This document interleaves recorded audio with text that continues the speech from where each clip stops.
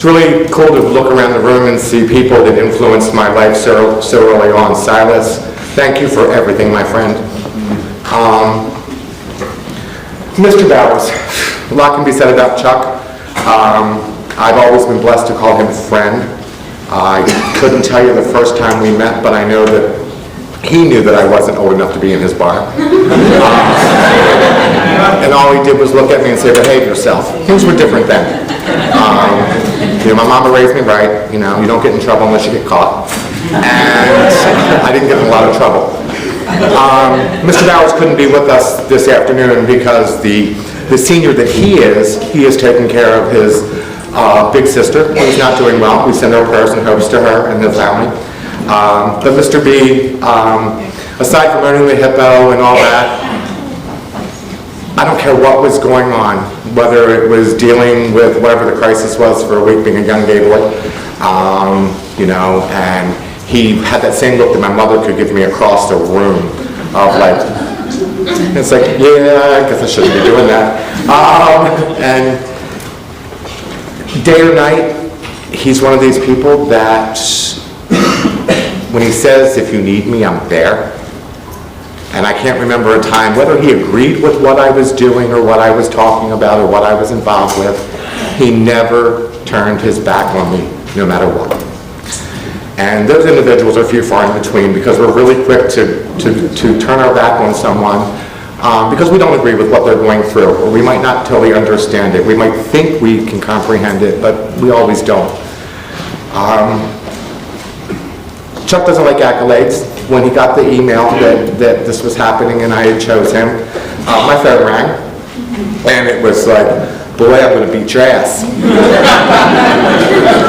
I was like, yes, sir. Because I knew what the call was about, And he's like, I said, yes, sir, I know. You don't do what you do. You haven't done what you've done over the last 40 years for the awards and for the accolades and for the praise. I know that I don't know where I would be 41 years later coming into this community if it wasn't for people like Chuck. And his door was always open. He's seen me through a lot. I proposed to my husband in his bar, and when I said I wanted to do it, he said, what do you need? I told him what I needed, boom. When I was running for Mr. Maryland, let me really backtrack. 1983, I was running for Misco West down on Park Avenue. And, after I won, he saw me in the street, because we didn't have cell phones and all that kind of stuff. And he was like, congratulations. And that year was the first real, Jack and Walter from the gallery had planned this big, huge benefit at the Hippo. So my first time getting to perform there, as a little gay boy, and not old enough to be in the bar, I can admit that now. His door was always open. His door is always open, You're doing a benefit for what? Sure. So soon to be 21 years ago, I was Mr. Maryland drummer, and we had to do a benefit. So Woody and Tim and all of us, we pulled our sources, went into his office, and what do you want?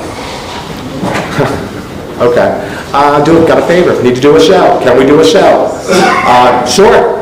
What are you going to call it? I don't know. When do you want to do it? According to the calendar, he said, the first annual 12 Days of Christmas. Woody and I sat there and said, first annual, we're doing this once, sir, and we're done. Well, all right. Mr. Newton, because I wasn't Newtown-Treadway then, and Mr. Barnes, I know both of you. First annual. So here the event was named. And, it was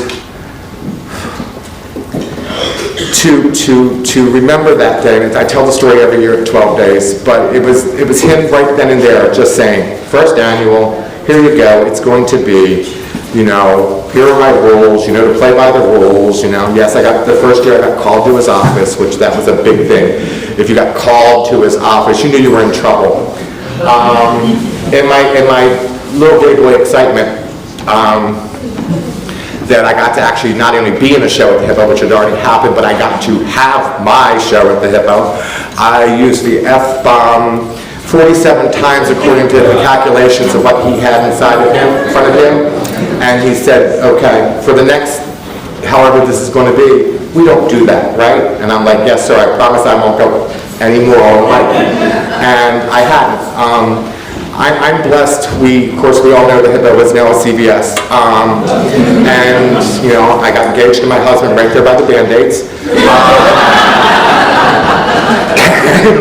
I haven't been in there. My husband's been in there. I still can't go in there. You know, that's where this little gay boy cut his teeth with Marys and Leons and all the rest of our neighborhood. You know, and I know when AIDS Action Baltimore started, I know when the clinic started, Mr. Bowers was just one of those people that things would show up. You know, I know when we were doing things at the center, you know, and we needed, and I made a phone call, and he's like, what do you need? I said, we need help doing this, and he sent us a check. And it was like, thank you. And he said, you know my role. Yes, sir, I know your role. Thank you, and just, that was enough, move on. But I felt a need to say today that if it wasn't for Mr. Bowers and many people in this room, as well as Chase Brexton, I don't know if I would be standing here today. So to Chase Brexton, or the Gay Men's Health Clinic as I first remember it, thank you.